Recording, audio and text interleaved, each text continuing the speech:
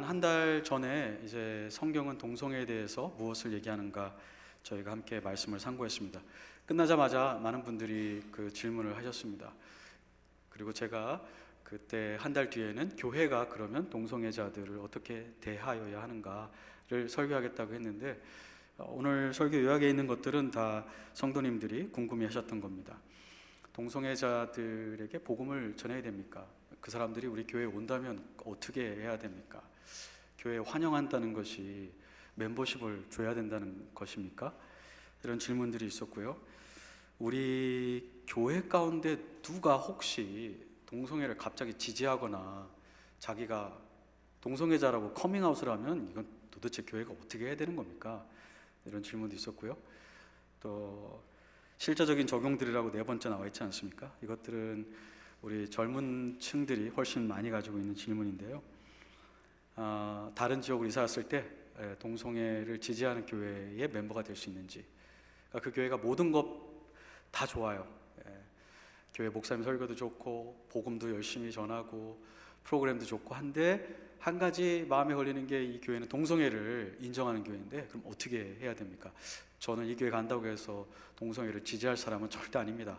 그래도 이거 빼고 다른 건 다 좋으니까 이 교회 멤버가 될 수 있는 것입니까? 또 하나는, 만약에 자녀가 동성애자로, 우리 교회는 그런 일이 당연히 없을 거라고 좀 믿고요. 혹이나 근데 그런 일이 생긴다면, 왜냐하면 미국 교회는 그런 일이 많거든요. 자녀들이 고등학교, 대학교, 또 심지어 나이가 먹었는데 시니어 멤버 중에 커밍아웃을 하고 이혼하고 하는 사람들이 있습니다. 그럴 때 그러면 어떻게 해야 될까요? 그 사람하고는 가족관계를 완전히 끊어야 되나요? 왜냐하면 오늘 본문에 보니까 13절에 형제라 일컬으면서 음행하거나, 이 동성연애가 음행에 들어가는 거고, 오늘 본문의 11절에 있는 음행, 탐욕, 우상숭배, 모욕, 술 취하는 게 6장에 가시면 하나님 나라를 유업으로 얻을 수 없다, 같은 죄의 범죄에 들어갑니다. 그렇게 하나님 나라에 들어갈 수 없고 바울이 내쫓으라고 했는데, 그럼 우리 집에서도 내쫓아야 되는 것인지, 그런 질문들을 가지고 있습니다. 또 이제 직장 다니는 분들은, 미국에서 직장 다니는 분들은, 대학생들도 마찬가지더라고요. 결혼을 합니다, 친구가. 그런데 그 웨딩 인버테이션이 남자 여자가 아니고 이제 남자 남자인 거죠. 여자 여자. 그런데 동료로서 이걸 안 간다고 말하자니 좀 예의가 없는 것 같고요. 평소에 좋은 관계였는데 참여하자니 굉장히 껄끄럽고 불편하고요. 어떻게 해야 되는지, 그런 것들을 오늘 성경 말씀을 통해서 원리를 우리가 발견하고자 합니다. 시간 관계상 모든 것을 다 다룰 수 없는 것을 이해해 주시기를 바랍니다. 기회가 된다면, 아니면 또 오목사님이나 또는 새로 오는 담임 목사님께서 그것을 잘 가르쳐 주시기를 바랍니다. 교회가 동성애자들에게 어떻게 할까는 일단 교회가 뭔지 알아야겠죠. 교회는 구원받은 하나님의 백성이고 예수 그리스도의 정결한 신부이고 또 거룩한 성령님, 성령님의 이름 자체가 Holy Spirit이잖아요. 그 성령님의 템플, 성전이라고 나와 있습니다. 그러니까 교회는 근본적으로 거룩한 공동체입니다. 예수님의 보혈로 거룩하게 되었고 계속 거룩해지고 있고 거룩을 향해서 나가려는 헌신이 되어 있는 사람들의 모임, 이것이 바로 교회입니다. 근데 거룩의 뜻은 아시겠지만 분리입니다. 그렇죠? Separated, set apart. 하나님을 위해서 세상으로부터 분리된다라는 뜻이 거룩의 기본 의미거든요. 그러면 교회는 이런 동성애와 동성애자들로부터 분리가 돼야 되는데, 한편 또 생각해보면 예수님이 모든 죄인을 위해서 죽으셨습니다. 그 모든 죄인들 가운데는 당연히 동성애자들이 포함되어 있습니다. 동성애가 뭐 21세기에 생겨난 건 아니잖아요. 1세기 기원 전에도 동성애는 있었습니다. 주님께서 복음을 전하러 이 땅에 오셨을 때 그 대상자에게는 분명히 동성애자가 포함되었습니다. 그럼 어떻게 교회가 거룩이라는 본질을 지키면서 또 한편으로 주님이 오셨던 그 목적을 달성할 수 있을까? 이것이 이제 우리의 질문입니다.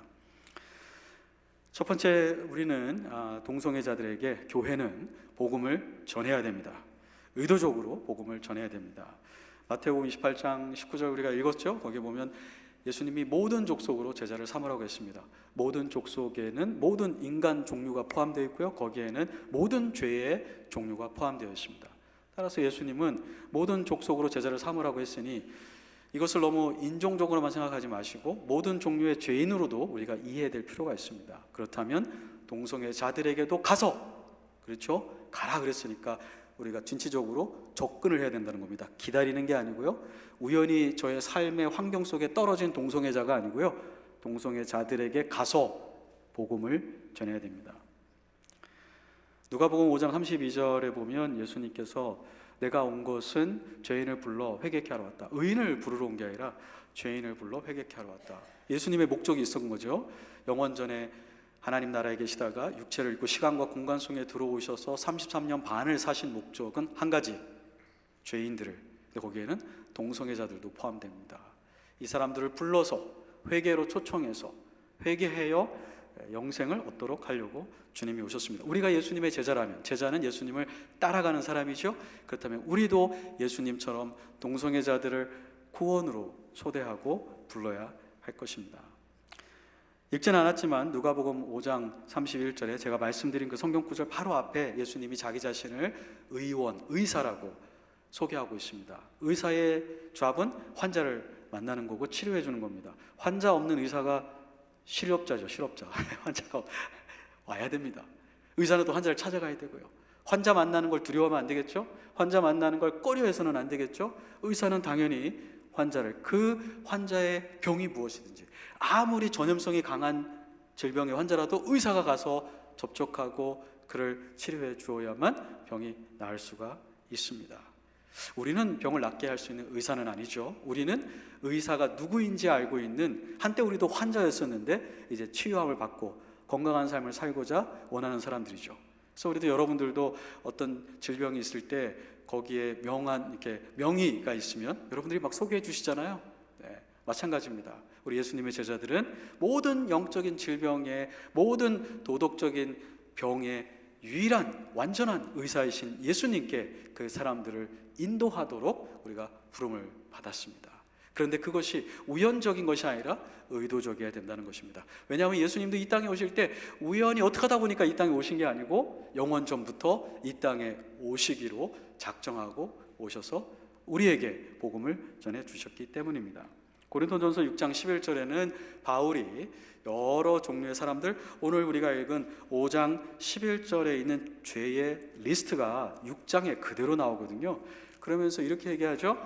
이 사람들은 하나님의 나라를 유업으로 얻을 수 없다, 구원받을 수 없다는 것입니다. 근데 11절에 여러분 중에 몇 명은 과거에 이런 사람이었는데 현재는 복음을 통해서 죄 씻음을 받으셨고 하나님의 법정에서 의롭다함을 받으셨고 내적으로는 성령님의 역사로 거룩함을 경험하고 있습니다. 얼마나 놀라운 말이에요. 고린도 교회 안에 동성애자들이, 과거 동성애였던 사람이 고린도 교회 누군가, 아니면 사도 바울이든지 아볼로든지 누구의 그 복음 전파를 듣고 예수님을 영접한 결과 지금은 그 삶에서 떠났고 지금은 하나님이 원하시는 거룩한 삶을 살고 있다는 것입니다. 우리 하늘의교회도 저는 이런 역사가 있기를 바랍니다. 과거에 하나님을 믿지 않아서 동성애자로 살았는데 하늘의교회에 있는 누군가가 복음을 전한 거예요. 직장 동료일 수도 있고요, 클래스메이트일 수도 있고요, 이웃집에 사는 사람일 수도 있고요. 그래서 그 사람을 통해서 예수님을 믿고 완전히 변화되어서 하늘의교회에서 복음의 그 테스트모니, 에비던스가 되는 그런 역사들이 이 하늘의교회에 있으면 좋겠습니다. 여러분들 그걸 소망하셔야 돼요. 저도 이런 면에 있어서 부족함이 많이 있었습니다. 저도 뭐 난민들을 위해서 전도에도 참여해보고, 뭐 중앙아시아에 있는 사람들, 온갖 종류의 사람들의 복음을 전하기 위해서 했는데 제 삶 가운데 이 동성애자들을 위해서 한 번도 제가 적극적으로, 주도적으로 내가 어떻게 복음을 전할까라고 계획을 세운 적이 없는 것을 저도 발견하게 되었습니다. 말씀을 준비하면서 저도 하나님 앞에 회개하는 마음을 갖게 되었습니다. 우리 교회가 이 지역에 동성애자들이 있다면 그들을 위해서도 복음을 전할 수 있는 플랜과 훈련과 이런 헌신들이 있어야 된다고 믿습니다. 어떻게 동성애자들에게 복음을 전할까요? 일단 알아야죠. 알아야 복음을 전하지 모르는 사람에게 어떻게 복음을 전하겠습니까? 물론 우리가 터미널이라든지 마켓이라든지 공항이라든지 시간이 없을 때 정말 짧은 순간에 지나가는 사람에게 복음을 전하려면 어쩔 수 없이 모르는 사이라도 복음을 전해야 되겠지만, 많은 경우 복음이 실제적으로 힘있게 증거되는 것은 이 삶의 관계에서 얻어지는 걸 우리는 알 수 있습니다. 예수님이 마태복음 9장 10절에 보시면 세리와 죄인들과 함께 식사를 합니다. 바리새인들이 와가지고 예수님의 제자에게 그렇게 얘기하죠. 너희 선생은 어찌하여 죄인들과 함께 식사를 하느냐. 바리새인들에게 있어서 경건의 의미는 죄를 안 짓는 것뿐만 아니라 죄를 짓고 있는 사람과도 사회적으로 완전히 분리되는 겁니다. 같은 공간에 있지 않고요, 같이 숨 쉬지 않고요, 같이 접촉하지 않는 겁니다. 근데 안타깝게도 우리 그리스도인들 중에도, 저도 그런 면이 없지 않아 있었지만, 동성애자들과 사이에서 이렇게 거리적으로 완전히 사회적으로 분리되는 것이 하나님의 거룩함을 지키는 것이라는 잘못된 태도를 가지고 있는 경우도 있는 것 같습니다. 그런데 우리 주님은 오히려 세리와 죄인들과 함께 식사하시고 교제하셨습니다. 왜냐하면 그들을 불쌍히 보셨기 때문입니다. 그래서 바리새인들이 그런 말을 했을 때 예수님이 그렇게 대답하시죠. 너희는 내가 긍휼을 원하고, mercy, 자비, 긍휼을 원하고 긍휼이 없는 희생제물을 원하지 않았다는 호세아서의 말씀을 가서 배우라, 이렇게 얘기하셨습니다. 내가 이 죄인들과 함께 시간을 내고 식사하면서 교제하는 이유는 이들도 구원받아야 되는 하나님의 자녀이기 때문에, 그리고 죄 가운데 노예로 살고 있기 때문에 나는 이 영혼들을 불쌍히 여겨서 이 시간 이곳에 이렇게 하고 있다고 대답한 것입니다. 따라서 우리가 직장이나 동네나 우리의 관계 속에서 동성애자이기 때문에 식사도 하지 않고 멀리하는 것 자체는 어쩌면 우리가 죄인들을 향한 하나님의 긍휼한 마음이 없기 때문일 수도 있다는 것입니다. 성도들과만 교제하고는 살 수 없습니다. 그래서 고린도전서 5장 10절 오늘 읽은 말씀을 보십시오. 사도 바울이 9절에서 이제 이전에 쓴 편지, 성경은 아니겠죠. 고린도전서 이전에 바울이 또 편지를 쓴 겁니다. 근데 여러분, 뭐 사도들이 교회에게 이 성경만 썼다고 생각할 필요는 없습니다. 사도들이 목회를 했기 때문에 목회적인 편지를 많이 썼을 겁니다. 그런데 고린도전서 이전에 하나의 편지를 보내서 고린도 교인들에게, 여러분 그리스도인으로서 세상에서 음행을 행하는 자들, 간음하는 사람들, 성에 중독된 사람들, 동성애자들, 이런 사람들과 사귀면 안 됩니다 라고 편지를 썼더니 교인들이 당황한 거예요. 왜냐하면 음행한 사람들과 사귀지 말라 하는 것은, 그러면 세상에서 어떻게 살아가겠어요? 세상에 음행한 사람들이 한둘이 아니거든요. 비즈니스 관계에 있는 사람들, 세상에서 이 공적인 일을 하는 사람들 중에도 음행하는 사람들이 있거든요. 그래서 바울이 지금 설명하는 겁니다. 내가 의미한 건 그것이 아닙니다. 세상에 있는 사람들과 사귀지 말라는 게 아니라 11절에 어떤 형제라 일컫는 사람이, 그리스도인이라고 이렇게 자기 신앙을 고백한 사람이 음행의 삶 속에 있다면 그 사람하고 사귀지 말라는 거지, 세상에서 음행을 행하는 사람하고 완전히 사귀지 말라는 뜻은 아닙니다. 만약 그렇게 하려면 여러분이 10절에 세상 밖으로 나가야 됩니다, 불가능하다는 얘기죠. 세상 밖으로 나가서 우리가 어떻게 살겠습니까? 마틴 루터가요 16세기에 종교개혁을 하면서 이신칭의만 얘기한 게 아닙니다. 솔라 스크립투라, 성경만 얘기한 게 아니고요, 이런 얘기도 하셨더라고요. 아마 마틴 루터가 목회할 때 그 루터교 교회 안에도 성도들이 자기들끼리만 교제하려고 했던 사람들이 있었던 것 같아요. 아침에 눈 뜨고 일주일 내내 만나는 사람이 다 자기 같은 크리스찬, 넌 크리스찬을 만나지 않는 거죠. 안 만나고 싶은 거예요. 왜냐하면 불편하거든요. 생각이 다르고 삶의 형태가 다르고 갈등이 생기니까 아예 피하는 겁니다. 그럼 누구랑만 만나냐고요? 내가 믿는 거 같은 사람들만. 밥도 먹고 삶도 나누고 일도 하고. 마틴 루터가 이렇게 얘기합니다. 하나님 나라는 당신의 원수들 가운데 있어야만 합니다. 이 세상에서 적극적으로 복음을 전하려 하지 않는 사람은 그리스도의 왕국에 속하길 원하지 않는 것입니다. 그런 사람은 친구들 사이에 있기를 원하고, 그렇죠, 같은 신앙을 가진 사람이 나의 친구죠. 장미와 백합 사이에 참 보기에 아름답고요, 향기롭고요, 꽃길만 걷고 싶은 거죠. 그런 사람은 나쁜 사람들과 함께 있으려고 하지 않습니다. 그런 당신은 신성 모독자이며 그리스도를 배신하는 자입니다. 정말 무서운 말씀이에요. 마틴 루터가 당신이 그리스도인으로서 넌 크리스찬과 사귐을 갖지 않고 그런다면 당신은 신성 모독자입니다. 그리스도를 배신하는 겁니다. 만일 그리스도께서 당신이 하고 있는 것, 즉 성도와의 교제만 원했다면 누가 감히 구원받을 수 있었겠습니까? 그렇죠? 만일 예수님이 이 땅에 오셔서 천사들하고만 교제하시고 천사 수준에 이른 성도들하고만 교제하셨다면 아무도 구원받지 못했을 겁니다. 그리고 여러분과 저는 존재할 수가 없죠. 그런 사람은 존재하지 않기 때문에 아무도 전도하지 않았을 거예요. 그래서 마틴 루터가 얘기합니다. 여러분 그리스도인들은 여러분의 존, 여러분의 크리스찬 그룹에만 있으면 안 됩니다. 여러분은 세상으로 보냄받았기 때문에 세상에 나가서 세상 사람들과 적극적으로 교제하셔야 됩니다 라고 얘기하고 있는 겁니다. 무엇을 위해서요? 복음을 전하기 위해서요. 그런데 세상 사람들과 교제할 때 주의사항이 있습니다. 우리가 누구인지를 잃어버리면 안 됩니다. 우리는 세상에 보내심을 받긴 했는데 세상에 소금으로 보냄받았고요, 세상에 빛으로 보냄을 받았습니다. 소금은 맛을 내서 짜게 하고 썩지 않게 하는 역할을 하거든요. 근데 소금이 만약 그 맛을 잃으면 예수님이 뭐라고 그랬죠? 밖에 버리워 쓸모없게 되고 사람들이 그냥 밟아버리게 된다. 우리는 세상의 빛으로 어두움을 물러가게 하는 그러한 세상의 빛으로 보냄을 받았는데요, 세상 사람들과 교제하다가 세상에 파묻히면 안 됩니다. 빛이 파묻히면 안 되죠. 아무 소용이 없습니다. 자기 안에는 빛이 있을 수 있으나 빛을 덮어버리면 아무 소용이 없는 거죠. 그럼 우리가 어떻게 소금과 빛의 정체성을 유지하면서도 세상 가운데 나가서 세상 사람들과 복음을 위해 교제할 수 있을까요? 고린도전서 10장에 보면 두 구절에 걸쳐서 21장 27절에 특히 27절에 보면 바울은 믿는 그리스도인들, 고린도 교인들이 그 고린도에 있는 믿지 않은 이방인들의 집에 초대받아서 가는 걸 금지하지 않았습니다. 그리고 식사할 때 그 음식을 묻지 말고 먹으라고 얘기하고 있습니다. 왜 묻지 말라고 했을까요? 이방인들의 음식은 대부분 우상에게 제물을 드리고 나서 제사 행위를 한 다음에 밥을 먹었거든요. 그러니까 그리스도인이 이방인 집에 초대받으면 이거 우상 숭배할 때 쓰였습니까? 안 그랬습니까? 이런 거 묻지 말고 그냥 먹으라는 거예요. 왜요? 음식은 아무것도 아니거든요, 사실은요. 음식 자체에 무슨 신비한 약한 무슨 요소가 있는 게 아닙니다.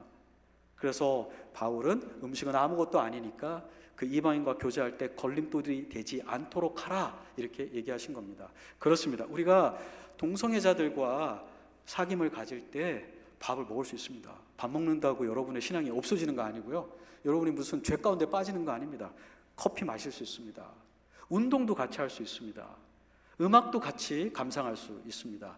직장에서, 학교에서, 이웃에서 그런 걸 두려워하지 마십시오. 정말 그런데 두려워해야 될 것은 이겁니다. 21절에 보면 바울이 금지한 게 있습니다. 이방인들과 관계를 하되 이방인이 하는 제사에는 참여하지 말라. 이것은 너희가 귀신의 상에 참여함이라. 그 이방인들의 집에 가서 식사 교제를 할 수는 있으나 이방인들의 종교 행위에 참여할 수는 없다는 것입니다. 그렇습니다. 뉴트럴한 중립적인 것, 선도 아니고 악도 아닌 것은 우리가 같이 나눌 수 있습니다. 동성애자들과 정치에 대해서, 국가에 대해서, 문화에 대해서 얘기할 수 있습니다. 그런데 할 수 없는 것, 그들의 철학, 그들의 생각, 그들의 태도, 도덕적이고 동성애에 대한 것, 영적인 것에는 우리가 절대 동의할 수 없다는 것입니다. 오히려 우리의 성경적인 견해를 제시함으로써 그들에게 우리가 소금이 되도록, 그들에게 우리가 빛이 되도록 하셔야 합니다. 그런데 어떻게 우리가 소금과 빛으로 그러면 실제적으로 복음을 전할까요? 맨날 소셜 토킹만 할 수는 없잖아요. 맨날 너 어떻게 지내니? 너희 집에 강아지 잘 있니? 이것만 얘기할 수는 없잖아요. 우리가 정말 이 관계를 갖는 목적은 뭐죠? 궁극적으로는 복음을 전하기 위한 거죠. 아픈 사람에게 가서 이것저것 물어보고 의사 소개 안 해주면 어떻게 해요? 약을 줘야죠. 진짜로 복음을 전해야 되거든요, 동성애자들에게. 그럼 어떻게 할 것인가? 말하는 데 있어서 우리가 주의가 필요합니다. 골로새서 4장 6절에 보면 너희가 말을 할 때 마치 소금으로 맛을 내듯이 은혜로운 말을 하라 이렇게 얘기하고 있습니다. 은혜로운 말이 뭘까요? Gracious words.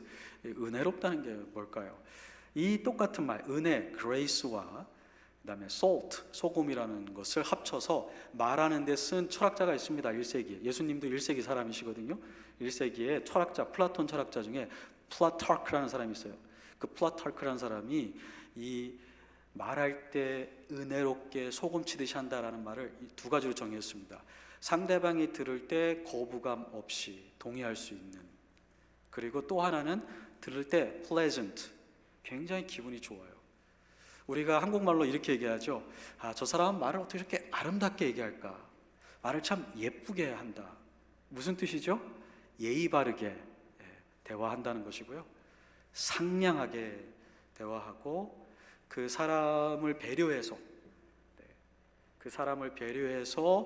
얘기해 준다는 것입니다. 이것을 할 때 상대방이 굉장히 pleasant, 기쁩니다. 그 사람하고 얘기하는 게 기분 나쁘지 않고요. 우리가 동성애자들의 그 행위가 그리고 삶의 방향이 잘못됐다는 거 알고 있습니다. 그런데 만나자마자 You are a sinner 이렇게 얘기하는 건 아닙니다. 네. unpleasant하죠. 네. 이렇게 생각해 볼 수 있습니다. 동성애는 유일한 용서받아야 될 죄는 아니거든요. 여러 죄 중에 하나고요. 또 성적인 죄 중에서도 하나에 속하고요. 가장 극악무도한 죄도 아닙니다. 사실 위선, 교만, 이것이 정말 더 큰 죄에 속할 수도 있는데요. 우리 교회에 동거하는 사람이 왔다고 하겠습니다. 결혼하지 않았어요. 근데 성경적이진 않죠. 성경에 결혼하지 않고 동거하는 것은 성경적이지 않습니다. 그런데 동거하는 사람이 왔다고 해서 오자마자 죄인들이라고 얘기해서 되겠어요? 당연히 안 되죠. 죄인인 건 우리가 알고 있습니다. 그리고 그것은 언젠가 우리가 커뮤니케이션을 해야 됩니다. 그러나 온 순간부터 그렇게 얘기하는 건 아니죠. 처음에는 사람을 일단 알아가고 그들의 관심, 그들의 고통이 무엇인지 알고 그 다음에 그들에게 복음을 전해주면서 그들의 삶에 있는 문제를 터치를 해줘야죠. 예의를 지켜서. 그렇게 성경은 믿지 않는 사람들과 얘기할 때, 골로새서 4장 6절은 믿지 않는 사람들과 얘기할 때 그렇게 얘기하라고 바울이 교훈을 준 겁니다. 동성애자들은 믿지 않는 사람들이거든요. 우리가 그 사람들에게 그렇게 얘기를 해야 됩니다. 그렇지만 또 하나 바울은 에베소서 5장 14절에 사랑 가운데에서 진리를 얘기하라 이렇게 얘기했습니다. 국밀히 여기는 마음도 필요하고 사랑하는 마음도 필요한데 거기에서만 끝나면 안 됩니다. 진정한 사랑은 진리를 얘기해줘야 그게 진정한 사랑입니다. 정말 의사가 환자를 안타깝게 여기고 정말 그를 국률이 여기고 아낀다면 어떻게 해야 치료받는지를 알려주셔야 되잖아요. 정말 팔이 잘려나가는 한이 있더라도 이걸 잘라야만 산다고 얘기를 해줘야 되잖아요. 지금 치료를 늦추면 생명을 잃어버린다고 제대로 알려줘야 되잖아요.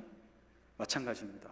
우리 그리스도인들이 정말 동성애자, 친구, 직장 동료, 이웃을 주님의 마음으로 긍휼히 여기고 사랑한다면 우리도 그분들에게 진리를 얘기해야 되는데요. 여기서 진리, 에베소서 5장 14절의 진리는 lie의 반대가 아닙니다. 거짓말의 반대가 아니라 unbiblical teaching, 비성경적인 가르침에 반대되는 성경적인 가르침, 성경적인 하나님에 대한 견해, 성경적인 인생관, 성경적인 구원론, 성경적인 성에 대한 관점을 동성애자들에게 솔직하게 간절한 마음으로 얘기해 주어야 한다는 것입니다. 물론 다 기분 좋게 듣지는 않을 것입니다.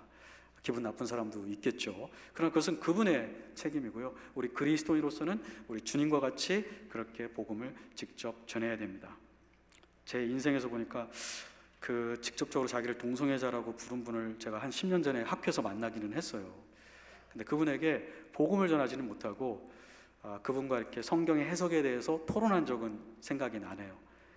제가 그때 회개하라고 말을 해줬어야 되는데 그렇게까지 못하고 토론하느라고 시간을 다 쓴 것 같아요. 저는 저뿐만 아니라 우리 모든 분들이 하늘의 교회가 이렇게 동성애자들에게 찾아가서 복음을 전하고 그분들이 교회에 와서 하나님의 백성으로 살아가는 모습을 보기를 바랍니다. 자, 이제 우리가 복음을 전했습니다.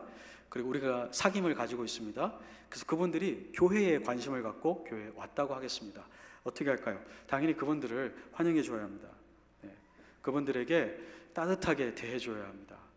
동성애자를 마치 무슨 바이러스 돌듯이 이렇게 멀리하고 손도 터치 안 하고 그렇게 하시면 안 됩니다. 우리 주님이 모든 죄인들을 사랑하셨던 것처럼 교회에도 그런 분들을 받아주셔야 합니다. 그런데 주의사항이 있습니다. 교회는 너무 나이브해서는 안 됩니다. 특히 교회의 지도자들은, 목회자와 교회 리더들은 너무 순진하게 모든 현상들을 받아들이면 안 됩니다. 제가 이렇게 말씀드리는 이유는 제가 어떤 신문 기사에서 봤는데요. 둘 다 동성애자고요. 둘 다 이렇게 커플로 살고 있는 사람들인데 자신들을 크리스찬이라고 소개하는 사람들입니다. 이 두 사람은 Josh Canfield, Reed Kelly라는 사람입니다. 조슈아 리드. 이 두 사람이 TV에 나왔더라고요. 서바이벌 그 게임 아시죠? 이렇게 어떤 성 같은 데 가가지고 마지막까지 살아남는 그 프로그램에서 만났어요, 이 두 사람이. 근데 그 프로그램에서 첫눈에 어떻게 반한 거죠, 두 남자들이. 근데 서로를 크리스찬이라고 소개하고 교회를 나갔는데 그 교회가 힐송 철치라고 오스트레일리아 호주에 있는 큰 메가 철치고요. 여러분이 지금 듣고 있는 많은 CCM Contemporary Christian Music이 다 힐송에서 나온 것들이 엄청나게 많습니다. 그 교회가 지교회를 세웠는데 미국에 뉴욕에 가면 그 힐송 철치가 있습니다. 거기에 출석을 했어요. 이 두 사람이 근데 음악을 잘해서 찬양 인도를 하려고 했는데 교회에서는 금지를 했습니다. 그 교회는 동성애자들이 오는 것을 환영하지만 동성애가 성경적이진 않기 때문에 어떠한 교회의 포지션도 주지 않습니다. 그래서 찬양 인도, 싱어도 할 수 없다 이렇게 했는데 그때 마침 그 굉장히 진보주의적인 잡지에서 이 두 사람을 인터뷰한 거예요. 당신 기분 나쁘지 않습니까? 어떻게 이 교회에 계속 남아 있습니까? 이 두 사람이 자기가 이 교회에 남아 있는 이유를 이렇게 설명했습니다. We stay with this congregation in order to work for change.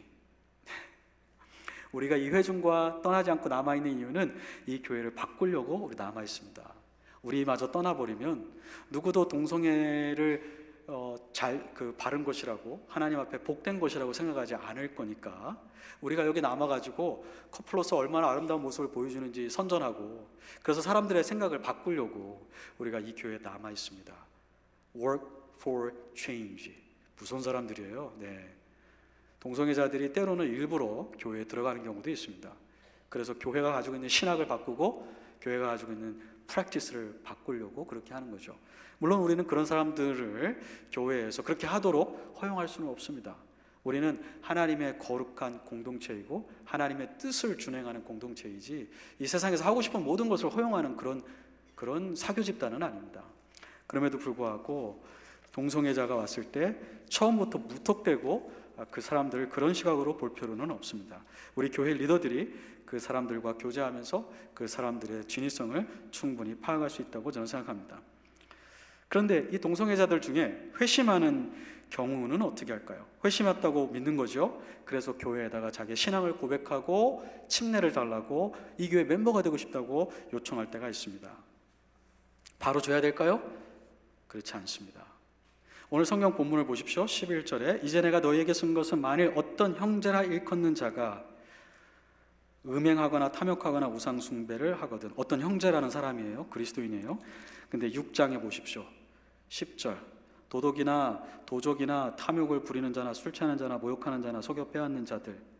그리고 9절에 보면 우상 숭배, 간음, 남색하는 자, 동성연애하는 사람이죠.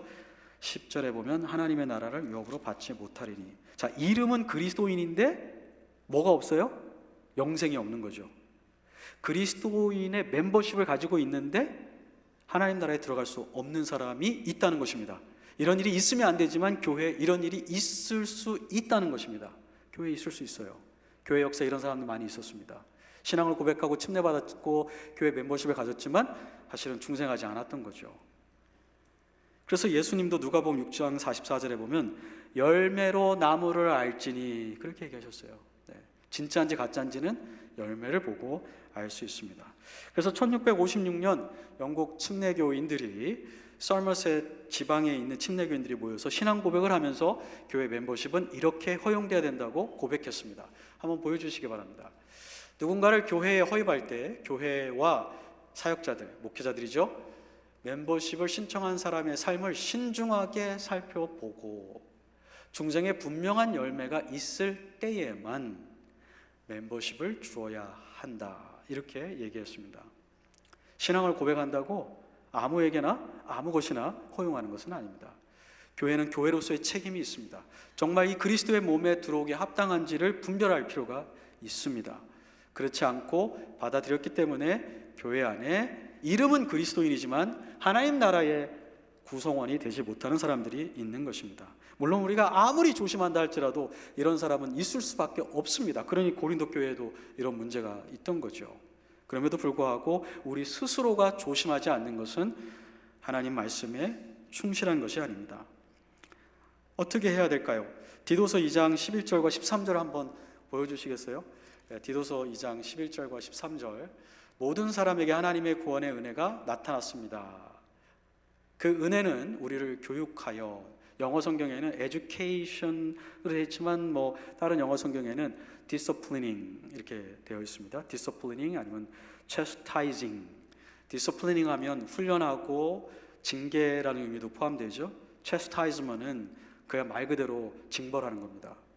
하나님의 은혜가 구원받는 사람에게 나타났는데요, 그 하나님의 은혜가 우리가 하고 싶은 대로 놔두는 게 아니고요, 우리를 트레이닝을 시키세요. 훈련을. 근데 그 훈련 과정 중에 하나님의 은혜가 또 하는 게 뭐냐면 우리를 징계하시기도 하세요. 하나님의 은혜가.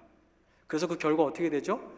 경건하지 않은 게 사라지고요, 속된 정욕이 버려지고요, 이 세상에서 신중하고 의롭고 경건하게 살게 됩니다. 무엇이 그렇게 우리를 만든다고요? 하나님의 구원의 은혜가.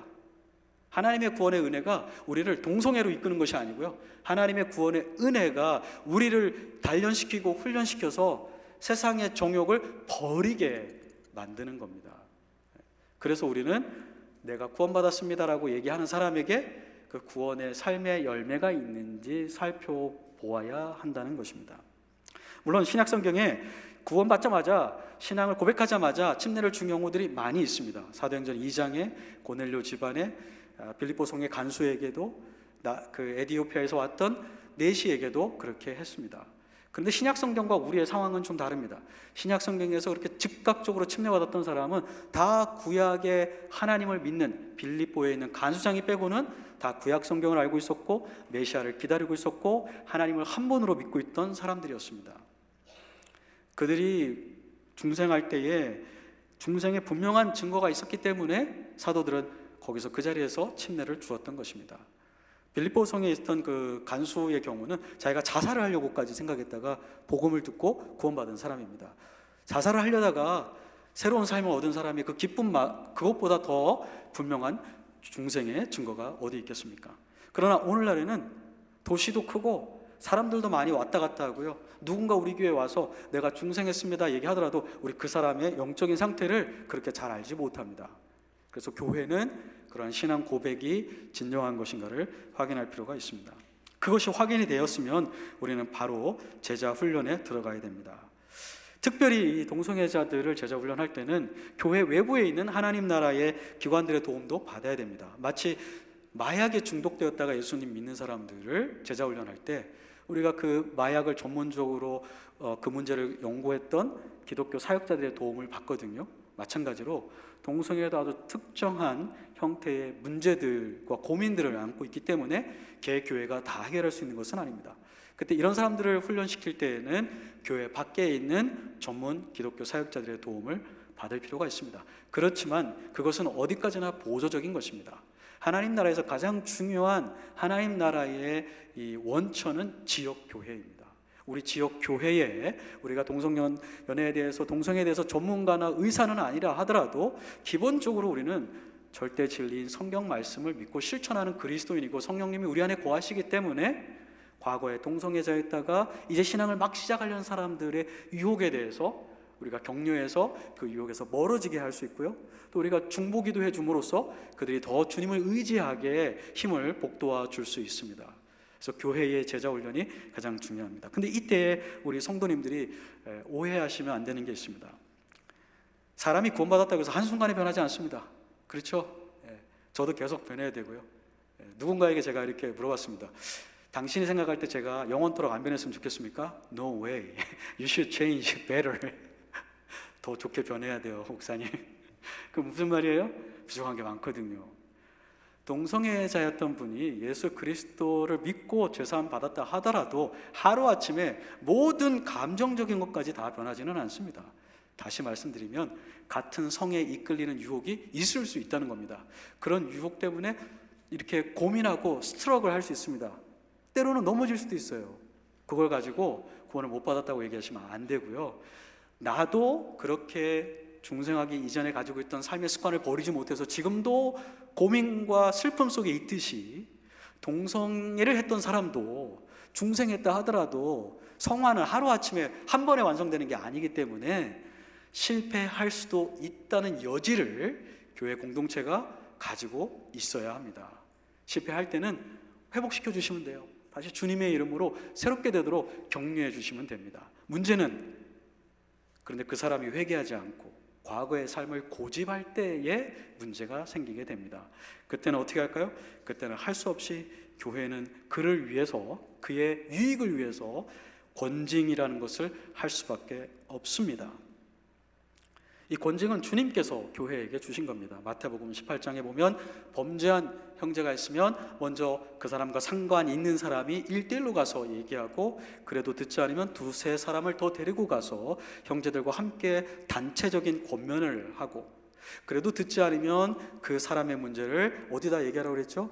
교회에 얘기하라. 교회에 얘기하면 교회 전체 회중이 함께 모여서 그 형제에 대한 권면을 다시 한번 합니다. 전체 교회적인 권면.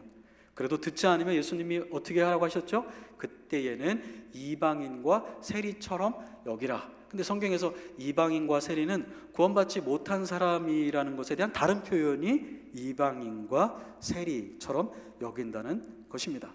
그러니까 교회 안에서 형제라는 사람이 문제가 있어서 권면을 수차례 권면받았습니다.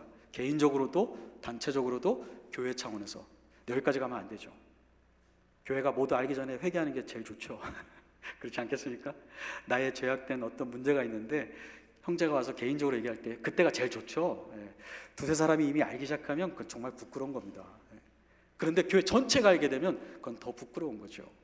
그런데도 교회 안에 회개하지 않는 사람이 있다는 겁니다. 내가 뭘 잘못했는데 난 잘못한 게 없습니다 라고 하는 거죠. 동성애자들도 그런 사람들이 있습니다. 있어요. 과거의 삶을 다시 옹호하는 사람.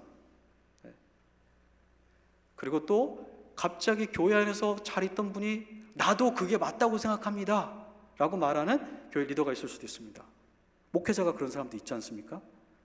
그리고 목회자 본인이 동성연애자가 되는 경우도 있습니다.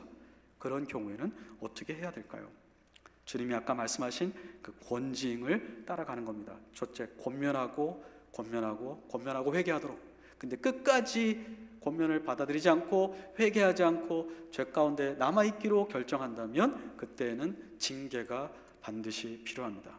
징계는 하나님의 거룩과 사랑을 표현하는 겁니다. 하나님은 이 두 가지 성분을, 이 속성을 다 가지고 계시는데 죄에 대해서 거룩하시기 때문에 죄를 용납하지 않으십니다. 하나님은 사랑하시기 때문에 그를 회복시키시기를 원합니다. 우리가 가정에서 징계를 내릴 때에는 무엇 때문이죠? 벌 받고 죽으라는 게 아니죠. 벌 받고 더 좋은 자식 되라. 우리가 더 좋은 관계로 들어가자. 그런데 이 죄의 심각성에 비추어 봐서 없던 일로 하는 것은 너에게 더 해로운 것이고 우리의 관계에 그 순전함에도 해로운 것이니 그 죄에 합당한 징계를 받고서야 당신과 내가, 너와 내가 서로 더 깊어질 수 있는 관계로 갈 수 있다. 그렇죠? 그래서 징계는 사랑의 표현이기도 합니다. 히브리서 12장 6절 한번 보여주시겠어요? 하나님이 말씀하셨죠. 히브리서 12장 6절에 그 사랑하는 자를 징계하시고, 근데 하나님이 사랑하지 않는 교인이 어디 있겠습니까? 하나님은 모든 그리스도인들을 이 모양 저 모양으로 죄 가운데 빠질 때 징계하십니다. 그가 받아들이는 아들마다 한 명이 아니죠. 모든 그리스도인을 채찍질 하심이라. 굉장히 아프죠. 채찍 맞으면 얼마나 아플까요? 그럼에도 불구하고 채찍질 하시는 이유는 그 죄의 어리석음을 벗어내기 위해서는 그것밖에는 없기 때문에 그 고통을 통해서 죄를 벗어버리고 거룩해지도록, 죄에서 자유롭게 되도록 하시려고 하는 것입니다. 그래서 교회에서 징계를 할 때에 이것을 바리새인적이다, 교회가 냉랭하다라고 말하는 것은 주님의 마음도 이해하지 못하는 것이고 성경적인 원리도 파악하지 못한 것입니다. 그럼 어떤 것을 징계할 것인가? 모든 죄를 징계해야 되나요? 그렇지 않습니다. 어떤 것은 덮고 넘어가야 될 것도 있습니다. 우리가 죄를 많이 범합니다. 우리가 말할 때 정확하지 않죠. 저도 많은 경우에 그렇습니다. 저도 할 말은 없습니다. 예를 들면 교회에서 50명 모여도 100명 모였다고 얘기하는 경우도 있고, 그러니까 교회 멤버십만 다 합쳐도 아마 달라스보다 더 많을지도 모르겠어요. 그런 경우들이 있지 않습니까? 그것도 죄예요. 그렇다고 해서 그거를 교회에서 공개적으로 회중을 다 모아두고 치리하는 것은 아닙니다. 우리가 또 늦지 않습니까? 어떤 분은 예배 시간에 불가피하게 늦는 경우도 있지만 또 어떤 분은 그냥 의례 습관적으로 늦어요. 15분 정도에 도착하도록 이렇게 오시는, 삶을 그렇게 플랜하시는 분도 있죠. 그렇다고 해서 그분들을 우리가 교회에서 줄 세워놓고 징계하지는 않습니다.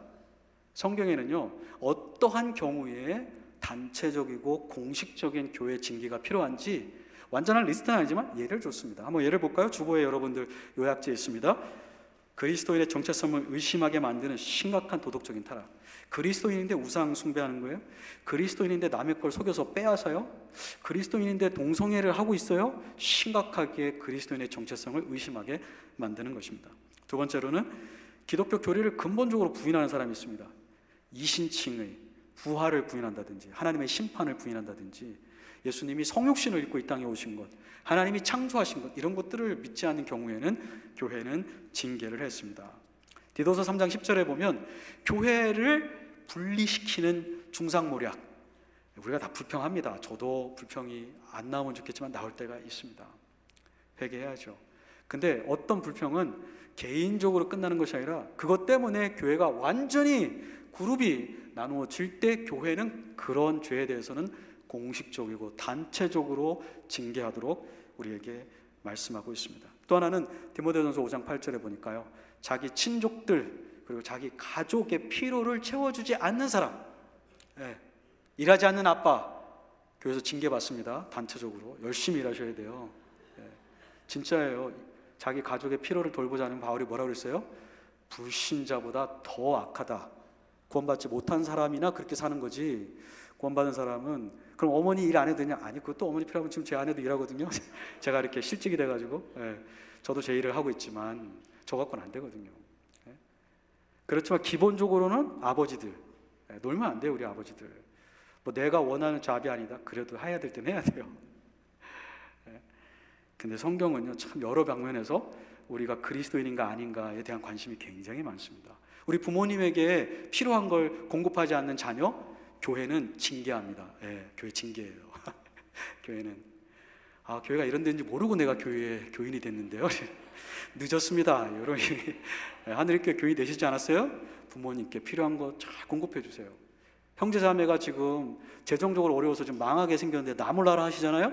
징계 대상이 돼요. 단체적으로, 공식적으로.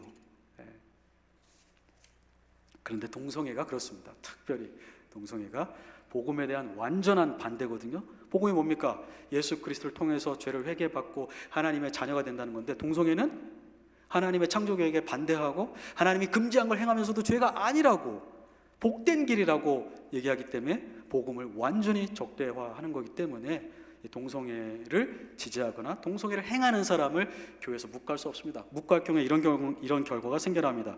요한계시록 22장 20절에 보면요, 주님께서 두아디라 교회를 책망하시는데, 두아디라 교회를 책망하신 이유가 이겁니다. 이세벨이라는 여자 선지자, 거짓 선지자예요. 교회에 왔어요. 근데 그 사람이 사람들을 꼬셔가지고 음행을 행하게 했습니다. 그것이 영적이든 육체적인 거든 신학자마다 차이는 있겠지만 우리에게 교훈은 똑같습니다. 그런데 교회가 그것을 치리하지 못하고 그냥 놔뒀어요. 그래서 많은 사람들이 거기에 넘어갔어요. 주님이 이렇게 얘기하십니다. 이제 내가 심판하겠다. 내가 시간을 줬다. 거기 보면 시간을 줬다는 말이 나와요. 회개하도록 권면을 하셨다는 거죠.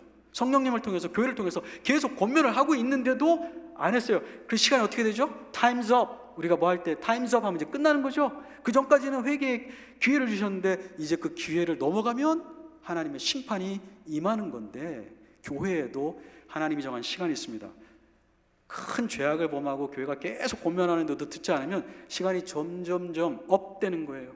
하나님이 정한 시간이 되면 하나님이 징계를 시작하시는데 보통 교회를 통해서 그렇게 하십니다. 이런 심각한 죄를 지지하거나 실행하는 사람을 교회 안에서 예수님의 사랑이라는 이름으로 놔두는 것은 사랑이 아니라 그 영혼을 죽이는 겁니다. 제 가운데 더 있도록 하는 것이고 복음을 완전히 왜곡되게 선전하는 것입니다.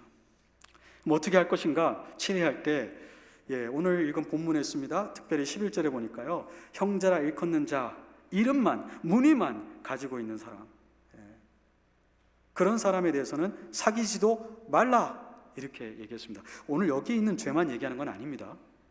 그리스도인이라고 말하면서 그리스도인의 삶의 정체성에 맞지 않는, 회개하지 않는, 우리가 죄를 지을 수 있습니다. 근데 그 죄를 회개하지 않고 그 죄를 계속하는 거예요. 회개하라고 하는데 회개하지 않고, 중재하라고 하는데 중재 않고 계속 할 경우에는 그리스도인이 아니라고 성경은, 원래 그리스도인인 적이 없었다라고 성경은 얘기하고 있는 겁니다. 그래서 그런 사람은 사귀지 말라. 사귀지 말라고 했는데 아까 말씀드렸잖아요. 교회에서 징계를 받은 사람은 구원받지 않은 사람처럼 대해야 되는데, 그런데 10절에 보면 바울이 믿지 않는 사람들과 사귀지 않으려면 세상 밖으로 나가야 된다 이렇게 얘기해 놓고서는, 여기 11절에 보면 소위 형제라는 사람을 치리할 때에는 그 사람하고 사귀지 말라. 이게 무슨 말일까요? 이 형제가 13절에 보면 교회 밖으로 내쫓기는 사람이거든요. 완전히 출교받는 사람이에요. 교회 멤버십 완전히 박탈당하는 사람이에요. 근데 마태복음에서는 예수님이 이런 사람을 믿지 않는 불신자처럼 여겨라 이렇게 얘기했어요. 근데 바울은 여기 보니까 또 사귀지는 말라. 근데 불신자하고 사귀기 싫으면 이 세상에서 살 수 없다. 그래서 어떤 사람들이 혼란을 겪어요. 아니 10절에서는 불신자하고 사귀지 않으면 세상을 살 수 없다고 얘기해 놓고서는 또 11절에서는 또 사귀지 말라는 건 뭔가? 11절에서는 이겁니다. 그리스도인데 그리스도인으로서는 사귈 수 없다는 겁니다. 더 이상 동성애를 지지하고 동성애를 행하는 사람은 더 이상 브라더로서 시스터로서 사귈 수는 없다는 겁니다. 그런 의미에서 사귀지 말라는 겁니다. 그렇지만 여전히 믿지 않는 사람으로서는 우리가 만날 수 있습니다. 권면해야 됩니다. 그 죄를 회개하고 주님께 돌아오라고 권면해야 됩니다. 여기에 보면 어느 정도로 사귀지, 그리스도인 형제로서 사귈 수 없냐면요, 함께 먹지도 말라. 여기 보면 영어 성경에 있죠. even to eat 이렇게 돼 있어요. not even to eat. 함께 먹지도 말, 심지어 이런 말이죠. 함께 먹지도 말라는 건 주의 만찬을 함께 하지 말라는 건 아니고요. 당연히 주의 만찬을 할 수 없습니다. 교회 7위의 첫 번째가 주의 만찬을 하지 못하게 하는 겁니다. excommunication은 communion, 주의 만찬을 out 시킨다는 거거든요. 그래서 교회에서 7위 할 때 제일 처음에 하는 것이 주의 만찬을 참여시키지 않는 거고요. 그것의 궁극적인 7위는 교회 밖으로 나가게 하는 거죠. 그런데 그렇게 소위 그리스도인이었다가 그리스도인이 아닌 삶을 살기로 결정한 사람은 밥도 먹지 말라고 얘기했습니다. 밥도 먹지 말라는 건 집에서 초대도 하지 말라는 건 아니고요. 우리가 불신자 초대하잖아요. 그래서 구원시키려고. 교회에 있다가 불신자처럼 살기로 결정한 사람, 그래서 교회 7회를 받고 교회 밖으로 나간 사람, 우리 밥 먹을 때 초대할 수 있습니다. 그런데 이건 안 돼요. 기도해 주시겠습니까, 형제님? 그건 안 돼요. 왜요? 그 사람 더 이상 형제가 아니고 뭐죠? 불신자이기 때문에 그렇습니다. 교회에 이렇게 7회를 받는 사람을 교회 직분 가운데서 우리가 교회 직분을 다 내려놓게 하죠. 왜요? 불신자가 직분을 맡을 수 없거든요. 예배는 오게 하지만 그 외에 다른 건 참여시키지 않습니다. 불신자로서는 할 수 없기 때문에요. 기도회도 할 수 없고요.